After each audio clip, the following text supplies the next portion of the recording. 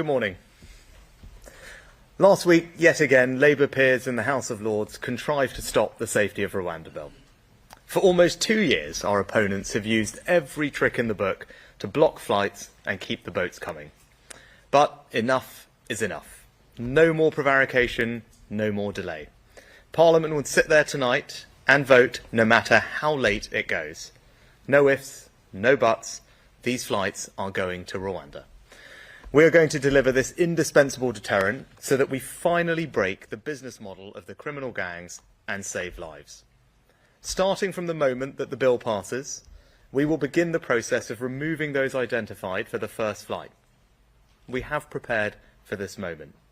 To detain people while we prepare to remove them, we've increased detention spaces to 2,200. To quickly process claims, we've got 200 trained, dedicated caseworkers ready and waiting. To deal with any legal cases quickly and decisively, the judiciary have made available 25 courtrooms and identified 150 judges who could provide over 5,000 sitting days. The Strasbourg Court have amended their Rule 39 procedures in line with the tests set out in our Illegal Migration Act. And we've put beyond all doubt that ministers can disregard these injunctions with clear guidance that if they decide to do so, civil servants must deliver that instruction. And most importantly, once the processing is complete, we will physically remove people.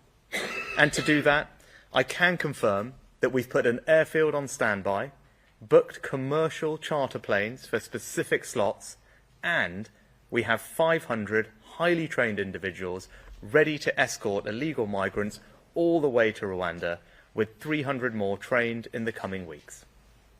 This is one of the most complex operational endeavours the Home Office has carried out. But we are ready. Plans are in place. And these flights will go come what may. No foreign court will stop us from getting flights off. Rwanda is ready too. And I'd like to thank the government of Rwanda for their work in strengthening their asylum system, passing legislation, and setting up a new appeals tribunal. The next few weeks will be about action. But whilst I'm conscious people want deeds, not words, I'm not going to outline now exactly what will happen when. And there are good operational reasons for this. There is a loud minority who will do anything to disrupt our plan. So we will not be giving away sensitive operational detail which could hinder all the progress made to date. Teams across government need to be able to get on and deliver without interference. They are working flat out to deliver this genuine game changer. The first flight will leave in 10 to 12 weeks. Now, of course, that is later than we wanted, but we have always been clear that processing will take time, and if Labour peers had not spent weeks holding up the bill in the House of Lords to try to block these flights altogether, we would have begun this process weeks ago. And the success of this deterrent doesn't rest on one flight alone.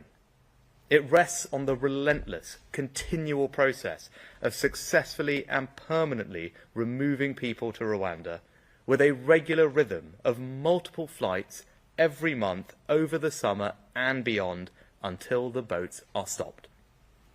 Now, I know there are some who will hear all of this and accuse me of lacking compassion, but the truth is the opposite.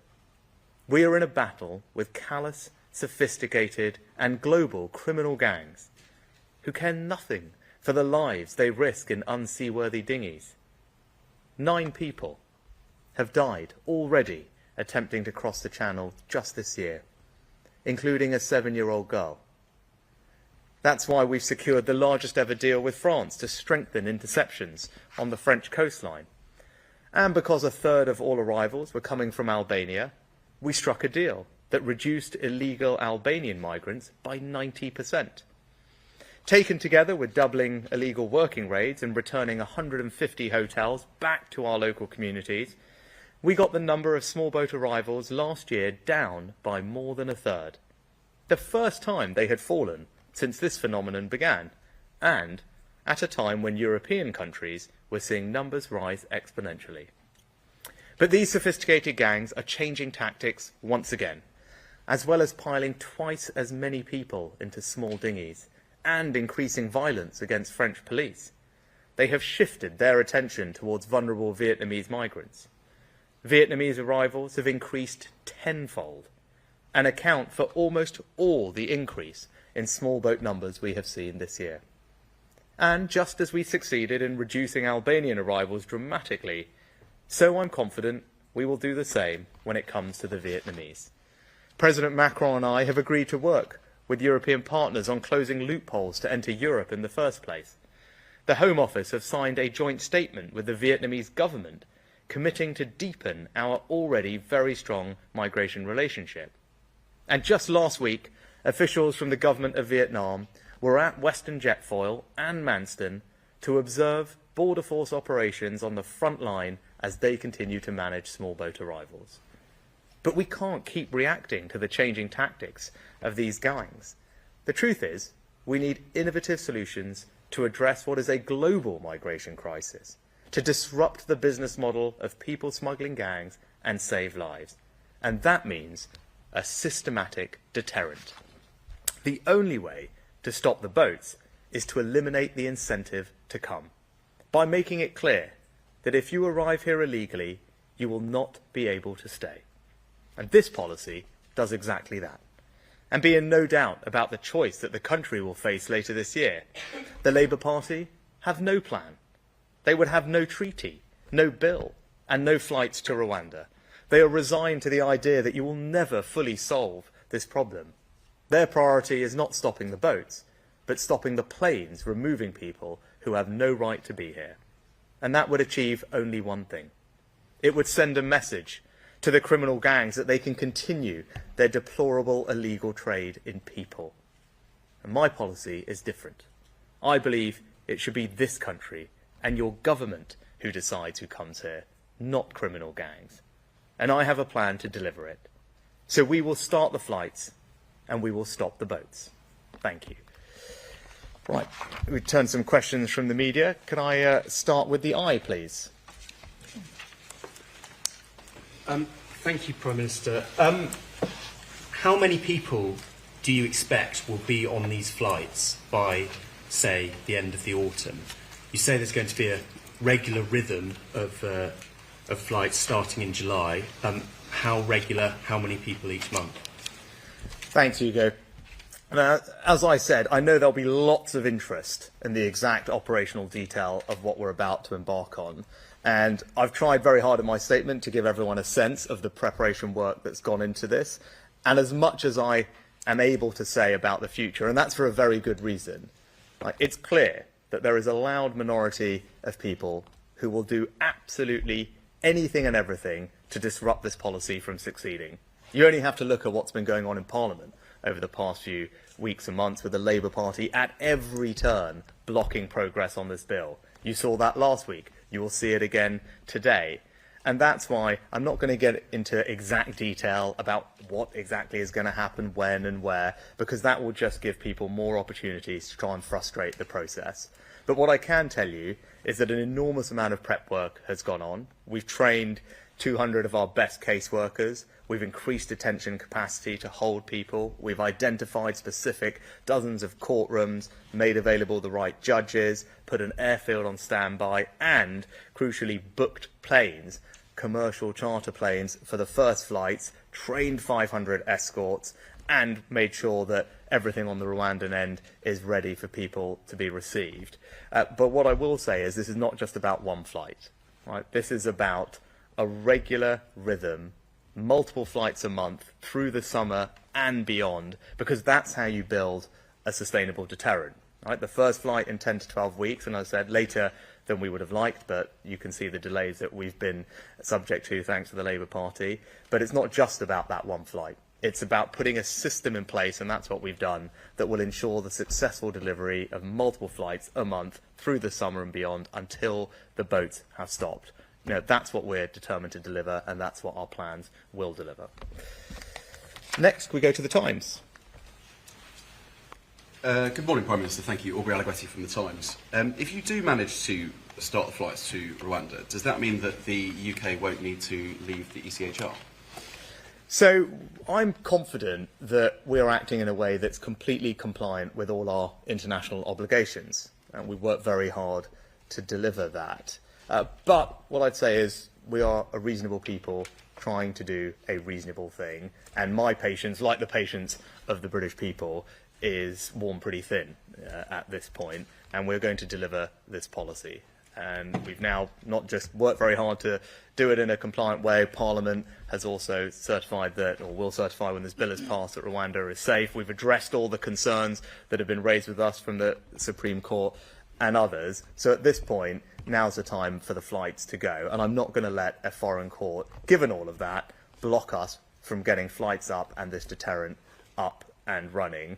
You know, the bill contains a very specific power that makes it clear that it's for ministers to decide whether to comply with Temporary Rule 39 orders. Now, we wouldn't have put that power in there unless I was prepared to use it. But what we have also done is amended the guidance for civil servants that make it crystal clear that if ministers do make that decision, that civil servants will implement that decision. So I think everyone can be pretty clear about my intentions. And then the last thing I would say is that, look, if it ever comes to a choice between our national security, securing our borders, and membership of a foreign court, I'm of course always going to prioritise our national security. That's the right thing for the British Prime Minister to do, and that's what I would do. Next, can we go to the Express? Thank you, Prime Minister. Steph Spiro from the Daily Express. You've said repeatedly that this policy will stop the votes. Does that mean you will rule out a summer general election to give it more time to work before going to voters? And then, if I may very quickly, do you have confidence in the Met Police Commissioner, Sir Mark Rowley? So on, look, I've said what I've said about an election multiple times before. I'm working to the assumption is for an election in the second half of the year. That remains the case. And also, as I said, everything I've said on the timing of this is as I've said. Now, you talked about deterrent, though. And I think that is important because, as I said, this is not just about one flight. It's about multiple flights. That's how you build a deterrent. That's what our preparatory work has been designed to deliver. But also, I believe in deterrence. The National Crime Agency has made it clear that you need deterrence. And we've seen the success of deterrence, whether that's in Australia with their programme, but also here and how we dealt with illegal migrants from Albania. They accounted for a third of illegal migrants coming in boats before I got this job. We put in place a new deal with Albania. We returned thousands of illegal migrants back to Albania last year. And that's why the numbers coming from Albania declined by over 90%. Right? So that shows you that deterrence works. When people know that if they come here illegally, they won't be able to stay, then they stop coming. Right? It's not worth their while. We break the model of the criminal gangs. So I have high confidence that deterrence works. We've done it here with Albanians. It's worked internationally, and that's why getting the Rwanda policy up and running is so important. And look, on the Met Police, I share the shock and the anger that many are feeling when they saw the clips over the weekend. And what I would say about Mark Rowley and the police, they do have a difficult job, of course. I appreciate that, but what happened was clearly wrong, and it's right that they've apologised for that. And yes, I do have confidence in him, but that's on the basis that he works to rebuild the confidence and trust of not just the Jewish community, but the wider public, particularly people in London, but more broadly. And you regain that trust and that confidence by making it clear that the police are not tolerating behaviour that we would all collectively deem unacceptable when we see it, because it undermines our values. And I think that is critical. And I know the Home Secretary will be meeting the Commissioner later today. Next, if we go to GB News. Olivia Utley, GB News. This was supposed to be emergency legislation, but it's been 5 months and it's still not over the line. Is the House of Lords fit for purpose?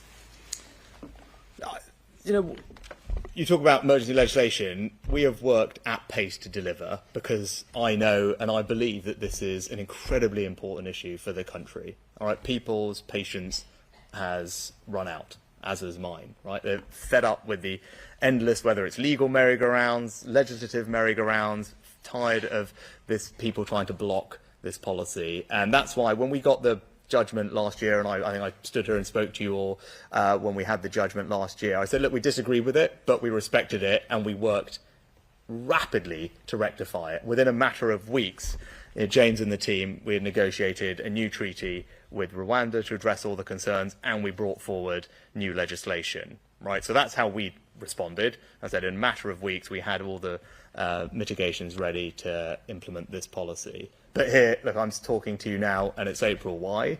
Because Labour peers in the House of Lords have repeatedly voted against and blocked this bill. That happened just last week. Again, it will happen again today.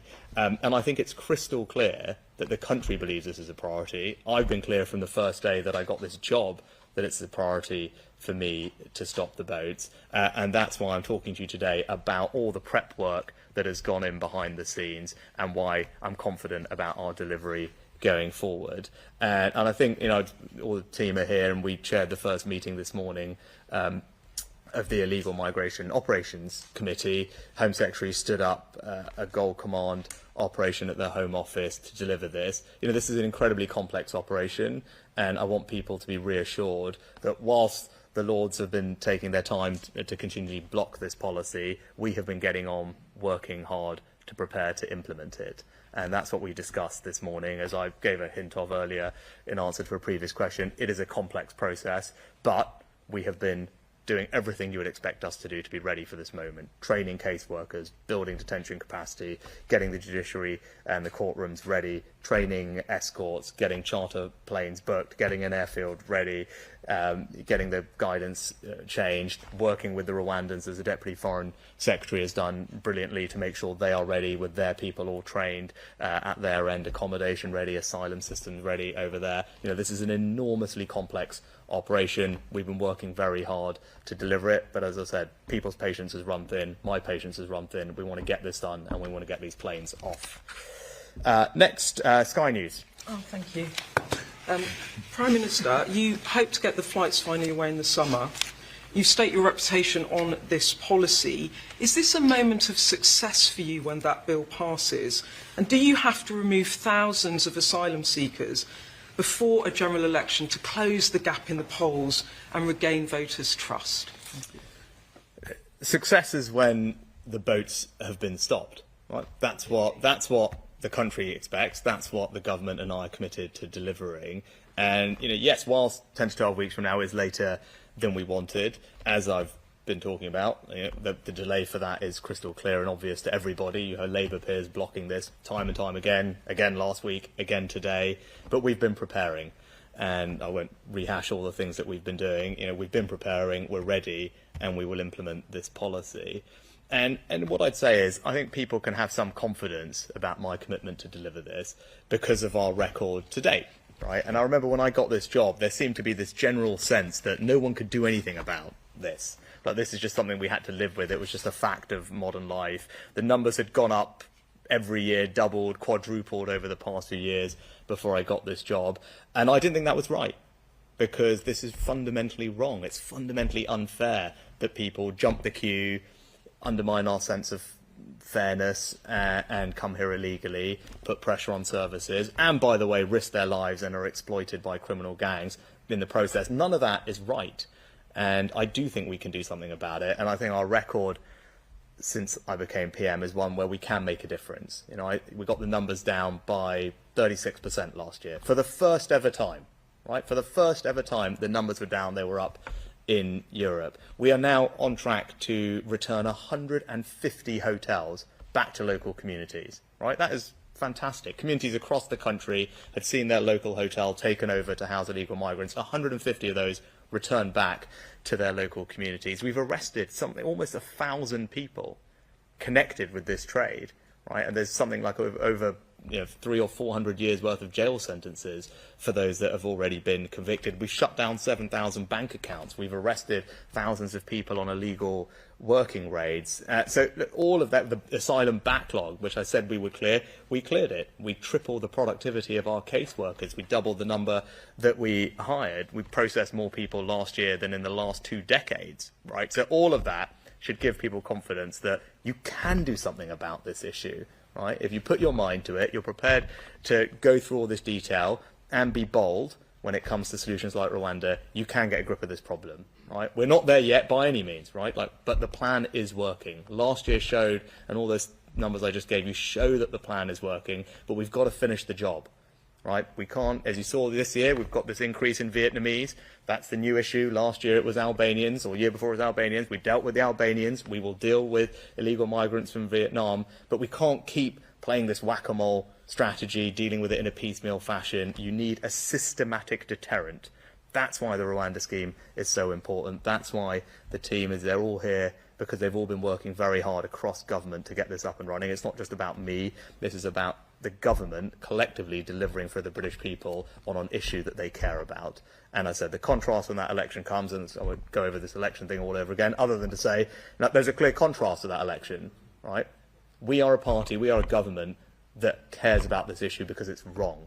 We fundamentally think illegal migration is wrong, it's unfair, it's dangerous, and the government is going to do something about it. We have a clear plan to do something about it. Yes, it's novel, I get that. Yes, it's radical, but that's what this situation demands, right? And our track record shows that we can deliver, and in spite of everyone trying to block us, the Labour Party at the front of that queue, right, we will get this done, and that is a choice at the next election. If you care about this issue and you want something done about it, then it's really only one party that's going to deliver that for you, because the Labour Party can't tell you at all what they would do about this issue. And worse than that, they have actively tried to frustrate us at every turn. I talked earlier about the 900 people that we've arrested, right, with the powers that we've passed. The Labour Party voted against that.